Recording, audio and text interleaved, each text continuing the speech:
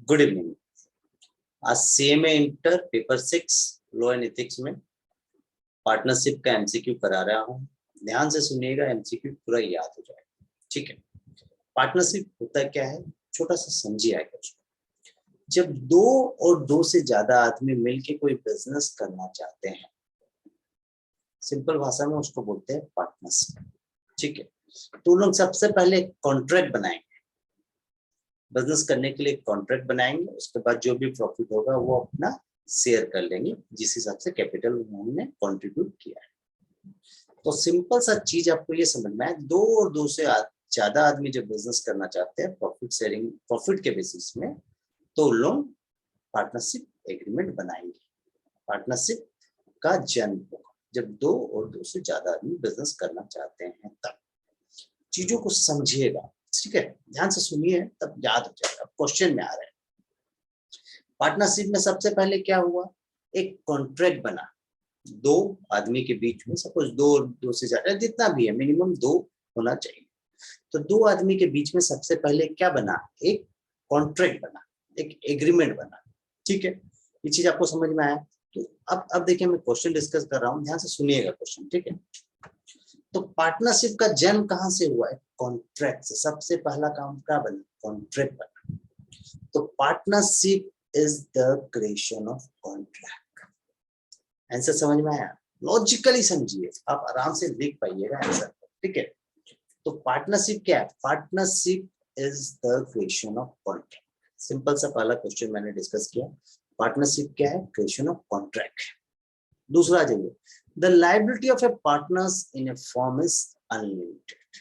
या देखिए, पार्टनर्स की लायबिलिटी हमेशा अनलिमिटेड रहती है, क्योंकि दो ही जन, सपोज दो पार्टनर है, जितने भी पार्टनर है वही लोग ओनर है फर्म के, तो जितनी भी लायबिलिटी रहेगी, जितना लोन वगैरह जितना भी लिया रहेगा, कोई पार्टनर्स की लायबिलिटी कोई रेस्ट्रिक्टेड नहीं रहेगी, अनलिमिटेड रहेगी। जितना लोन लिया उतना बियर करना पड़ेगा। ठीक है। तो सिंपल सा है, पार्टनरशिप का जन्म कहां से हुआ है, कॉन्ट्रैक्ट से। लायबिलिटी पार्टनर्स की क्या हुई, अनलिमिटेड। सिंपल सा है। देखिए, अब थर्ड क्वेश्चन आता है, maximum number of partners in A banking. किसी में भी मैक्सिमम पार्टनरशिप की लिमिट है 50। याद रखिएगा, मिनिमम पार्टनर्स 2 होने चाहिए, मैक्सिमम 50 होने चाहिए। मिनिमम 2, मैक्सिमम 50, बस याद रखिएगा। चौथा नंबर क्वेश्चन देखिए, partnership firm is to be registered with registrar of firm. के पास पार्टनरशिप फॉर्म को रजिस्टर्ड करना पड़ेगा। सपोज कंपनी बनती है, कंपनी को रजिस्ट्रेशन कहाँ करते हैं, आरओसी, रजिस्टर्ड ऑफ कंपनी के पास करते हैं। वैसे फर्म है, फर्म का रजिस्ट्रेशन कहाँ होगा, रजिस्टर ऑफ फर्म के पास। ठीक है। अब देखिए, लॉजिकली चीज को समझिए। Question number 5, partnership at will is a partnership form for. मन से बनाई हुई पार्टनरशिप कब तक चलेगी, जब तक हम तोड़ना ना चाहे, इनडेफिनाइट पीरियड तक। विल से बनाई हुई चीज है, याद रखिएगा। Partnership at will is a partnership form for indefinite period। याद रखिएगा, बहुत ज्यादा इंपॉर्टेंट क्वेश्चन है। Partnership is partnership form for indefinite period, ऐसे भी क्वेश्चन आता है, याद रखिएगा। तो partnership at will indefinite period के लिए होती है, जब तक चाहेंगे तब तक चलेगी, याद रखिएगा। Firm is a collection. Firm क्या चीज से बनता है, पार्टनर से बनता है। सिंपल सा क्वेश्चन है, फर्म क्या है, पार्टनर्स का कलेक्शन है। सिंपल सा, एक बार फिर से मैं रिकैप करा रहा हूं। पार्टनरशिप का जन्म कहां से हुआ, एक कॉन्ट्रैक्ट से हुआ। सिंपल सा बात। लायबिलिटी पार्टनर्स की क्या है, अनलिमिटेड है। मैक्सिमम और मिनिमम कितना है, मिनिमम 2, मैक्सिमम 50 पार्टनर होने चाहिए फॉर्म, कोई भी फॉर्म हो। ठीक है। पार्टनरशिप को कहां रजिस्टर करते हैं, रजिस्टर ऑफ फर्म में। सिंपल सा लॉजिक है। पार्टनरशिप एट विल कब तक रहेगी, इनडेफिनाइट पीरियड तक, जब तक हम चाहेंगे तब तक रहेगी। और फॉर्म क्या है, कलेक्शन ऑफ पार्टनर्स। पार्टनर्स लोगों का कलेक्शन को ही तो फॉर्म बोलते हैं। सिंपल सा लॉजिक है। क्वेश्चन नंबर 7 देखिए, who can take active part in the management of the firm. Active partner, कुछ नहीं आया तो एक्टिव पार्टनर लिख दीजिएगा, 100% राइट। तो वर्किंग पार्टनर लिख दीजिए। कौन फर्म के एक्टिव पार्ट ले सकता है, एक्टिव पार्टनर जो फर्म का सारा काम कौन करता है, वर्किंग पार्टनर या एक्टिव पार्टनर, दोनों सेम ही है। तो एक्टिव पार्ट कौन ले सकता है, एक्टिव पार्टनर, याद रखिएगा। सिंपल सा चीज है। Question number 8, nominal partner is of 2 types. Nominal partners 2 प्रकार के होते हैं, पार्टनर बाय स्टॉपेल और partners by holding out. Nominal partnership नाम का पार्टनर, मतलब कि एक रेपुटेड आदमी अपना फर्म को अपना नाम यूज करने देगा, उसी को बोलते रहे नॉमिनल पार्टनर। ना वो फर्म में कंट्रीब्यूट करेगा, ना प्रॉफिट का हिस्सा आपसे मांगेगा, सिर्फ अपना रेपुटेशन और गुडविल को यूज करने देगा फर्म को, उसी को बोलते हैं नॉमिनल पार्टनर। और पार्टनरशिप जब मेरा डिटेल क्लास कराएंगे उसमें आपको अच्छा से समझ में आएगा, ठीक है। Partner is the days of the firm, सिर्फ इतना याद रखिए, पार्टनर्स का एक एजेंट है फर्म का, बस इतना याद रखना है, partners is the agent of the firm, बस। Where partners in a firm is adjudicate as insolvent, partner insolvent हो गया, he ceases to be a partner on the date on which the order of adjudication is made। जिस दिन उसको adjudication माने जिस दिन insolvent का order आ जाएगा, उस दिन पार्टनरशिप फर्म से निकाल देंगे। भैया insolvent पार्टनर को पार्टनर नहीं बनाया जा सकता, जो भिखारी हो गया उसको पार्टनर क्यों बनाएगा, तो जिस दिन ऑर्डर आएगा उस दिन उसको हटा देंगे, सिंपल सा चीज। एक पार्टनर में रिटायर, पार्टनर कैसे रिटायर हो सकता है, सिंपल सा चीज है, with the consent of all partner, सारा पार्टनर का सहमति से, in accordance with an express agreement by the partner, जिस हिसाब से एग्रीमेंट बनाया उसके हिसाब से भी हो सकता है, ठीक है, उसके हिसाब से भी हो सकता है, by giving notice in writing, notice देके भी वो रिटायर हो सकता है। तो आंसर होगा any of the above, partner किसी भी तरीका से रिटायर हो सकता है, सारे पार्टनर की सहमति से भी, खुद नोटिस देके भी, और एग्रीमेंट के हिसाब से भी, सिंपल सा चीज है, लॉजिकली समझिए। Question number 12, intimation of the reconstitution of change in a registered partnership is to be given to the registered of firm। इसका आज के दिन कोई पीरियड नहीं है, इसलिए नो टाइम लिमिट लिखा गया है, कभी भी आप दे सकते हैं। A firm shall not contain any name, firm कभी किंग क्वीन एम्पायर ये सब का नाम यूज नहीं कर सकता है, सिंपल सा चीज है, ऑल ऑफ द अबव, ठीक है।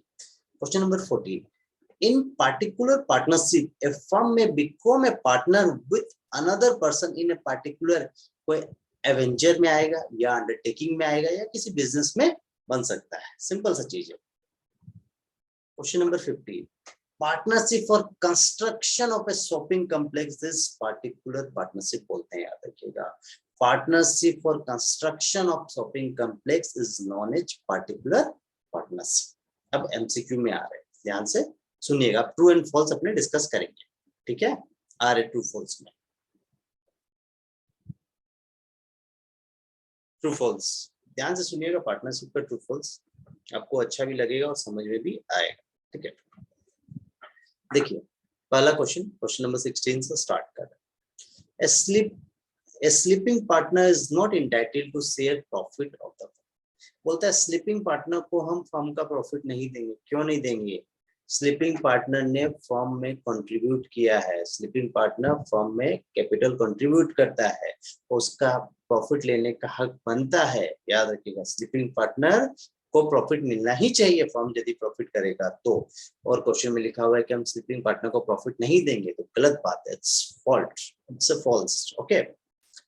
Partners in profit only, clearly लिख दिया, partners in profit only, words को पढ़िए, only share in the profit of the firm but not losses। obviously हम partners in profit on, हम कंडीशन में ही आए हैं कि हम सिर्फ प्रॉफिट का हिस्सा ही लेंगे, तो पार्टनर्स इन प्रॉफिट ओनली को सिर्फ प्रॉफिट का ही हिस्सा मिलेगा, लॉस शेयर करने का दरकार नहीं है, true. Audit is compulsory for the partnership firm, partnership firm के लिए ऑडिट कंपलसरी नहीं है, याद रखिएगा। सिर्फ टैक्स ऑडिट कंपलसरी होती है जब उसका टर्नओवर उसका 2 करोड़ से क्रॉस होता है, या 5 करोड़, जो नया रूल्स है, याद रखिएगा। तो आज के दिन ऑडिट इज कंपलसरी बोल रहा है, माने हर पार्टनरशिप फर्म के लिए ऑडिट कंपलसरी बोल रहा है, तो हर पार्टनरशिप फर्म के लिए ऑडिट कंपलसरी नहीं है, याद रखिएगा। Question number 19, creditor of a firm can proceed against the partners jointly and severally। obviously yes, किसी ने फर्म को लोन दिया है, वो फर्म का क्रेडिटर हो गया, वो पार्टनर्स के अगेंस्ट कोई भी केस कर सकता है या लीगल सूट कर सकता है, यदि पार्टनर्स पैसा नहीं देगा, जॉइंटली भी कर सकता है, सेवरली भी कर सकता है, अकेला भी कर सकता है, सब मिलके भी कर सकते हैं, सिंपल सा चीज को फोकसली समझिए, ठीक है। अब देखिए next question, partnership firm is a separate legal entity. Partnership firm एक सेपरेट लीगल एंटिटी नहीं है। क्यों नहीं है? देखिए, पार्टनरशिप फर्म का एक नया कंसेप्ट आया, लिमिटेड लायबिलिटी पार्टनरशिप, एलएलपी जिसको बोलते हैं, वो एक सेपरेट लीगल एंटिटी है, क्योंकि उसको आरओसी में रजिस्टर्ड करना पड़ता है। और इंडिया में आज के दिन जब तक आप आरओसी में रजिस्टर्ड नहीं होगे, सेपरेट लीगल एंटिटी का स्टेटस नहीं मिलता है कंपनी की तरह।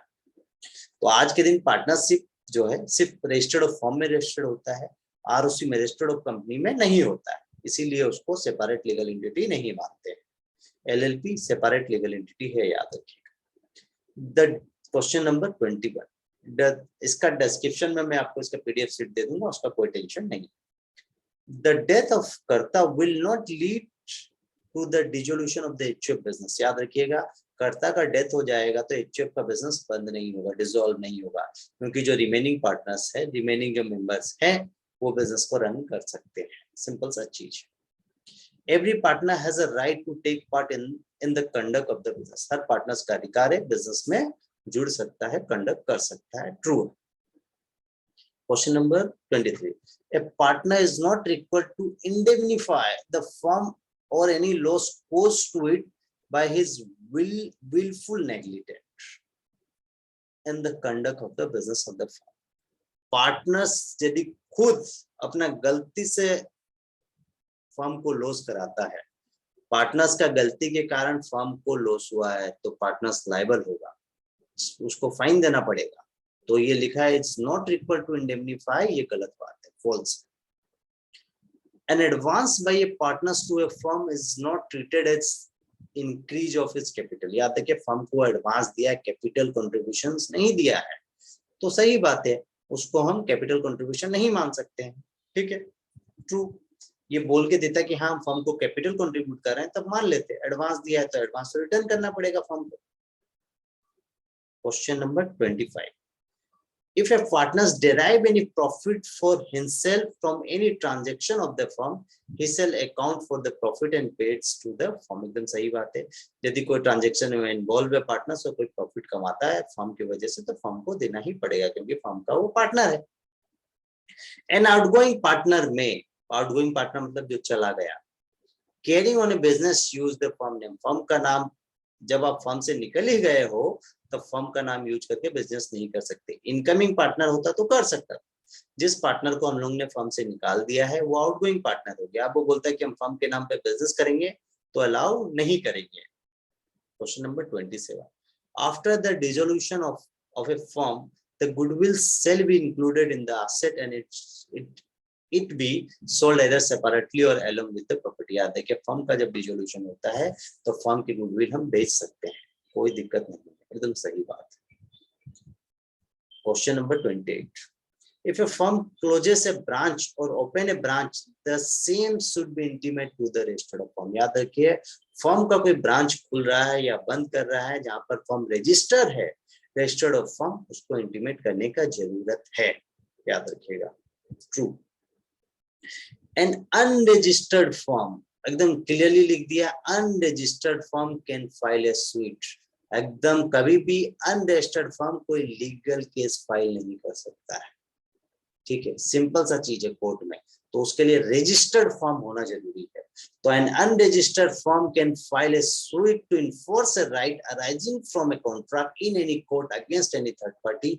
No, false. एक रजिस्टर्ड फर्म जो रजिस्टर्ड फर्म में रजिस्टर्ड है तभी उसको रजिस्टर्ड फर्म बोलेंगे, तब वो कोई लीगल केस फाइल कर सकता है। अनरजिस्टर्ड फर्म कोई लीगल केस फाइल नहीं कर सकता है, याद रखिएगा। और एक याद रखिएगा, माइनर का सिंपल सा बात है, माइनर का पार्टनर बन सकता है जब वो मेच्योर बन जाएगा, मेच्योरिटी एज में आ जाएगा, तब वो पार्टनर बन सकता है। सिंपल सा चीज। एक वेरी शॉर्ट स्टोरी हम बता रहे हैं पार्टनरशिप का, सुन लीजिए, 2 लाइन का, आपको मजा भी आएगा। पार्टनरशिप क्या चीज से क्रिएट होता है? कॉन्ट्रैक्ट्स। लायबिलिटी पार्टनर्स का क्या? अनलिमिटेड है, मिनिमम 2 पार्टनर होना चाहिए, मैक्सिमम 50। पार्टनरशिप फर्म कहाँ रजिस्टर्ड होता है? रजिस्टर्ड फर्म में। याद रखिए, partnership at will indefinite period के लिए होती है, याद रखिएगा। वर्किंग पार्टनर को ही एक्टिव पार्टनर बोलते हैं। पार्टनर्स क्या? एक एजेंट है फर्म का। और नॉमिनल पार्टनर्स 2 प्रकार के होते हैं, partner by estoppel and partners by holding out. बस इतना याद रखना है, बाकी पार्टनरशिप की डिटेल क्लास में मैं कराऊंगा। Thank you.